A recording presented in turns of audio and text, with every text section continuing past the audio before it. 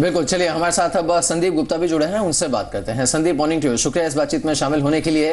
अब सबसे बड़ा सवाल यही है कि बाजार में एक अच्छी खासी रैली चल रही है and you know it's a बस जिसमें से कोई उतरना फिलहाल चाहता नहीं है, लेकिन क्या ये मुनाफा वसूल करने का समय है, मार्केट में बने रहने का समय है? मार्केट नया हाई बनाएगा, 6350 हिट करेगा या नहीं करेगा? बहुत सारे सवाल हैं, आपका जवाब। जी, very good morning to all the viewers. देखिए, आपका सवाल बिल्कुल वाजिब है। इस समय जो सिचुएशन है उससे तो ऐसा ही लग रहा है कि पॉजिटिविटीज़ काफ़ी है मार्केट्स में, मोमेंटम भी बहुत स्ट्रांग है, एफआईएस का फ्लो भी काफ़ी स्ट्रांग है। ऑलमोस्ट ये महीने में तो already they have pumped in almost like $1 billion and for the year they have pumped in more than $12.5 billion, so which is very very positive. But इसके चलते अगर आप ये रैली को ओवरऑल देखें तो it is because of the cheap and easy global liquidity, जिसके वजह से ये मूवमेंट अपने को दिख रहा है। ऑल्दो ऑन द रिजल्ट्स अभी तक जो आए हैं, it has been a mixed bag, it has not really been kind of positive और negative, it has been kind of sector wise भी अगर आप देखें तो बहुत सारे स्टॉक्स है जो सेम सेक्टर में होते हुए भी काफ़ी डाइवर्जेंट रिजल्ट्स दिए हैं। सो इन सब चीज़ को मद्देनज़र रखते हुए एंड अगर आप रिसेंट अगर अभी एडवांस डिक्लाइन रेशो भी अगर देखें मार्केट्स में, तो ऐसा बहुत क्लियर विजिबल है कि it is not a broad based rally but it is being pushed through very few stocks, selected few stocks. So हमें लगता है कि यहाँ पे थोड़ा कॉशियस होना बहुत ज़रूरी है for retail investors of course. Although अगर प्लेटफॉर्म अगर आप देखें तो मीडियम टू लॉन्ग टर्म के लिए काफ़ी पॉजिटिव लग रहा है। चलिए कुछ चुनिंदा शेयरों पे भी नज़र डालते हैं। डीएलएफ के बारे में खबर है कि इसने फिर से थोड़ी कैश जुटाने का काम शुरू कर दिया। हैदराबाद में इसने 32 एकड़ ज़मीन बेची है, साथ में कुछ और इसने आईपीपी की जो प्लान सामने रखे उससे भी इसे कैश मिलेगी, साथ में उसकी इस योजना का जो फ़ायदा है वो इस रूप में भी मिलेगा कि जो प्रमोटर्स होल्डिंग को एक तय सीमा के नीचे लाने की ज़रूरत है सेबी के नियमों के हिसाब से, उसमें भी मदद मिलेगी। बहरहाल अब डीएलएफ के लिए जो आईपीपी के भाव सामने आएंगे उससे ऐसा लगता है कि एक नया फ्लोर मिलेगा इसे साइकोलॉजिकल ढंग से अगर देखा जाए तो। फिलहाल रंगनाथन, आप डीएलएफ को लेकर के क्या रणनीति बनाएंगे इस समय, क्या करना चाहिए इसको लेकर? Well, DLF to my mind is at a level where my sense is that it's a level from where it would remain slightly range bound from here. It's in a tight range and investors have already factored in some of the upsides in the stock already, and my own sense is that it would be in a tight range. Probably it will play around a range of about 15 to 20 rupees from here on. So investors would do well to probably trade in the stock, else shift to some of the other names within the sector or outside the sector. जी, चलिए और एक छोटा सा break ले लेते हैं। अभी 34 minute का समय बाकी है जी बिजनेस की खास पेशकश, हर घंटे मुनाफे का पहला शेयर आने में, और साथ ही 4 मिनट बाकी हैं इंडिकेटिव टिक्स आने में। ब्रेक के बाद जल्द लौटते हैं।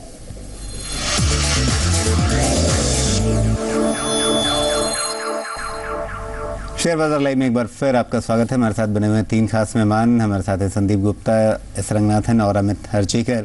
संदीप, कंज्यूमर प्राइस इंडेक्स के आंकड़े आने वाले हैं, क्या उम्मीदें हैं आपकी और क्या असर होगा बाजार पे? उम्मीद तो ऐसा लग रहा है कि it should be below 10% and आज सीपीआई है और कल डब्ल्यूपीआई भी है। So on WPI we are expecting somewhere around 5.45 और 5.4%. So in case अगर CPI comes below 10% and WPI below 5.4%, then it's going to be very very positive for the markets and मेरे ख्याल से इसको positively react करेगा markets। जी अमित, आपके pics क्या होंगे आज के लिए? देखिए, पहला पिक मेरा होगा फ्यूचर रिटेल लिमिटेड। वो स्टॉक ऑलमोस्ट 153 155 के यहाँ पे मैं बाइंग करने की सलाह दूंगा। काफ़ी अच्छा कंसोलिडेशन हो चुका है और उसका जो प्रोजेक्टेड टारगेट है वो अराउंड 170 172 इंडिकेट कर रहा है, तो मैं बाय करने की सलाह दूंगा with stop of 148। Second stock में सलाह दूंगा बाय करने की वुड बी डिश टीवी। उसमें भी काफ़ी कंसोलिडेशन अच्छा हो चुका है और जैसे वो स्टॉक ने अंडर परफॉर्म किया है, मैं ये समझता हूँ कि काफ़ी अच्छा एक्यूमुलेशन हो रहा है लोअर लेवल्स पे, तो वो मैं बाय करने की सलाह दूंगा अराउंड 68 to 69 के बीच में विद स्टॉप ऑफ 64, और उसका जो प्रोजेक्टेड टारगेट बैठ रहा है वो अराउंड 78 रुपीज़ का बैठ रहा है। रंगनाथन, रिलायंस पावर के नतीजे आने वाले हैं और उससे पहले दिख रहा है ओपन इंटरेस्ट गेनर्स की लिस्ट में शामिल रहा है, मतलब इसमें फ्रेश लॉन्ग हुआ है, नई खरीदारी के सौदे इसमें हुए हैं, तो आपकी उम्मीद क्या है, नतीजे कैसे आएंगे? Well, Rajiv, if you actually look at Reliance Power, or more specifically the entire power space in particular, I think this is a sector which has been at the receiving end of a lot of issues in the last couple of years. And I do see, I get a sense that serious long-term investors are looking at this sector at this point in time very carefully, primarily because we have seen a lot of headwinds already, and the stock prices have factored in most of these headwinds. So if you're really looking at an investment perspective of 2 years plus, the power sector, including Reliance Power, to my mind offers a lot of upside, and in terms of risk reward also, I feel it's a contrarian call. And on the power sector, as well as the companies which have got something to do with the power sector, say the power ancillaries or the transmission companies, we do believe that one can start nibbling at some of these counters.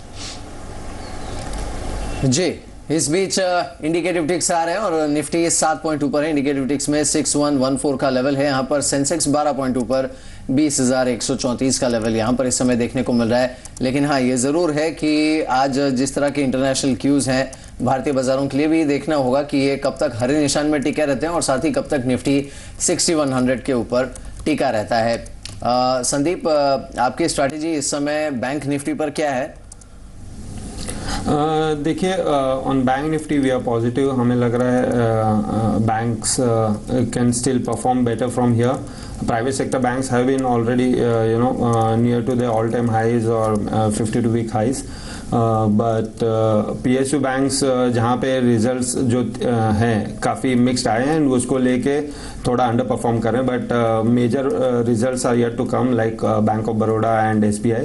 We should lead the rally from here on, we feel, for Bank Nifty.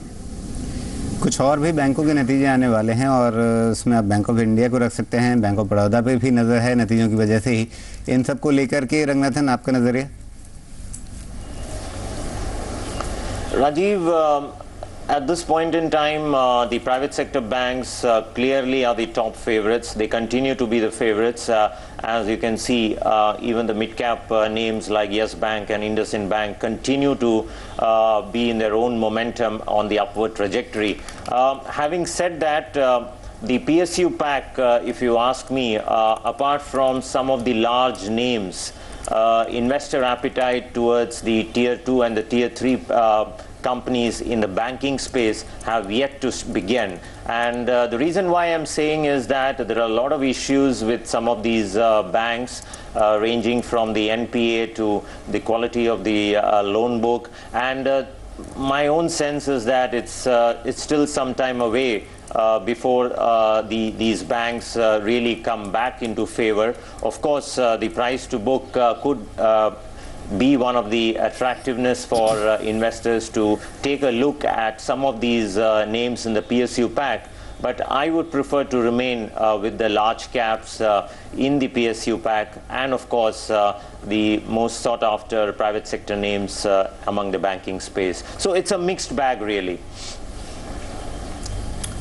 इस बीच रुपए में कमजोरी 54.92 पर यह खुला है। 54.81 इसकी closing थी, लेकिन और कमजोरी यहां पर दिखते हुए और जिस तरह के इन्फ्लोस देखने को मिले हैं FIs की तरफ से, उसे अगर हम रिलेट करके देखें अमित, तो करेंसी पर शायद ये चीज रिफ्लेक्ट हो नहीं रही है ठीक से। ऐसे में IT स्टॉक्स पर क्या करना चाहिए?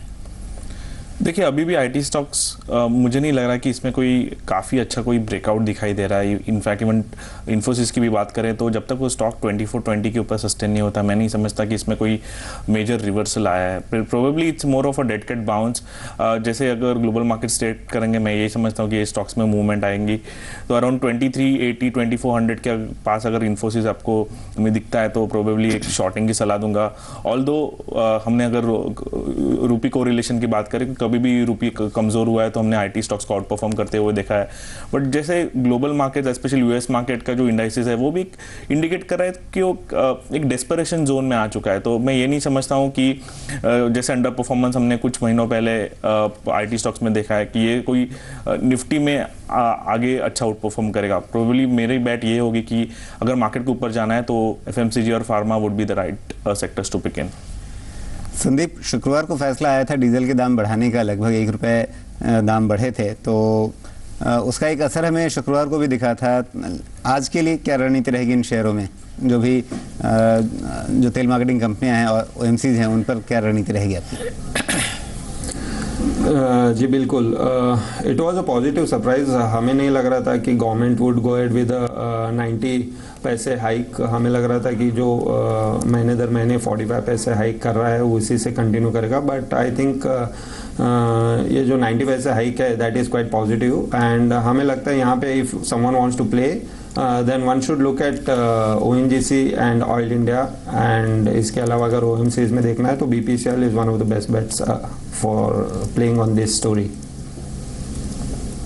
जी चलिए, इस बीच अब समय है आज की बड़ी ट्रेडिंग पिक्स देखने का।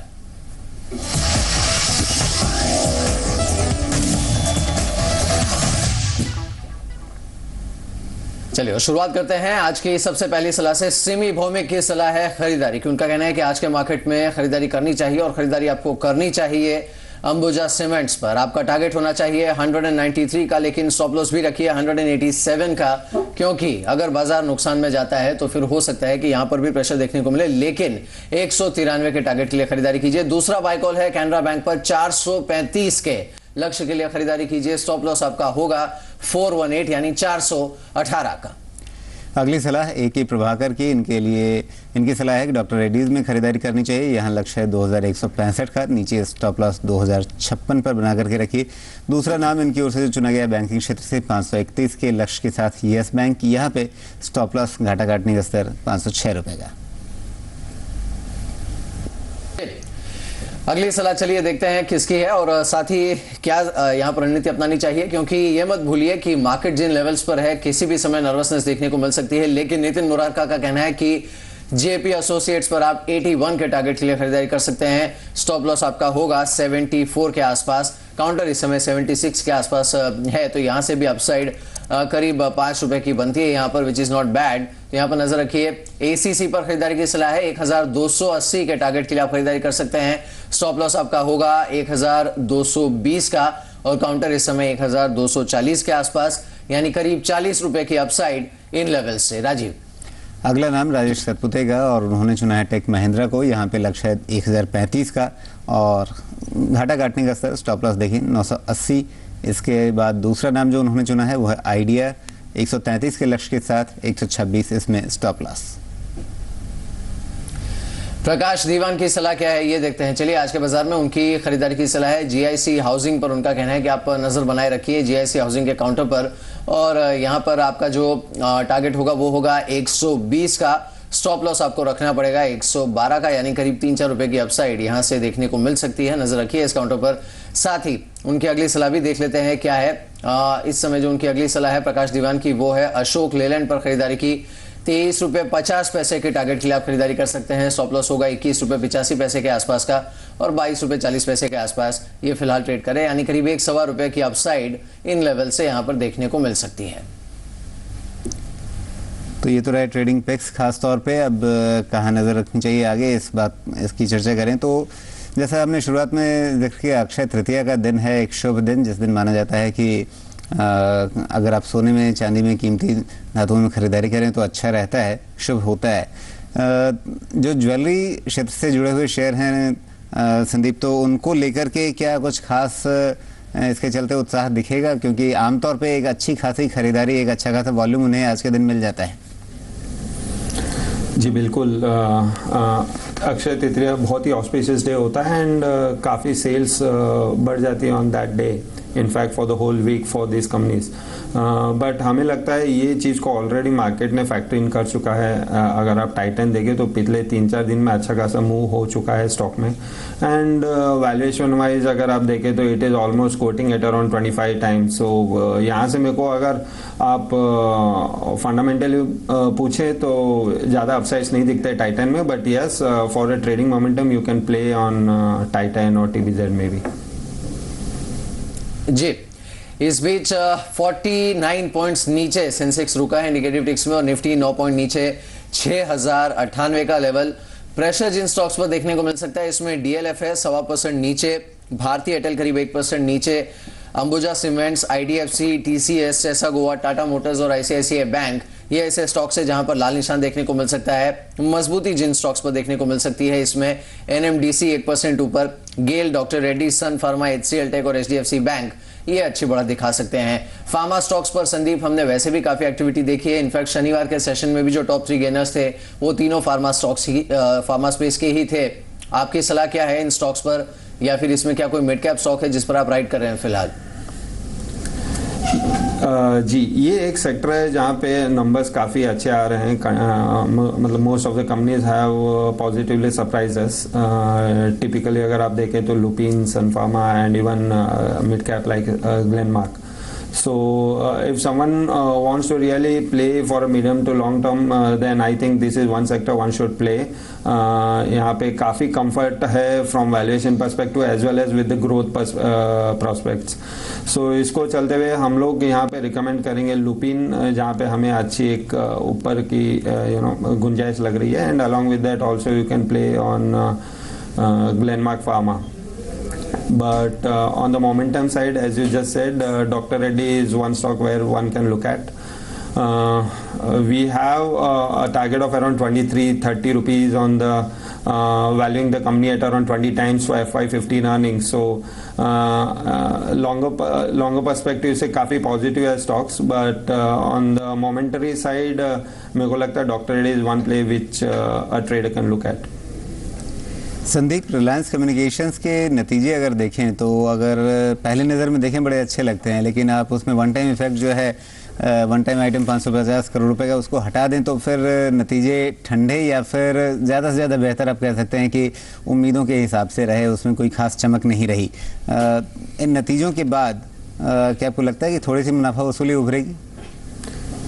I feel so. मेरे को लग रहा है कि ये नंबर्स अगर आप वो वन टाइम जो प्रोविजंस राइट बैक जो हुआ है अगर उसको निकाल देते तो आपका overall numbers are below estimates. It works out to adjusted numbers worked out to 243 crore loss.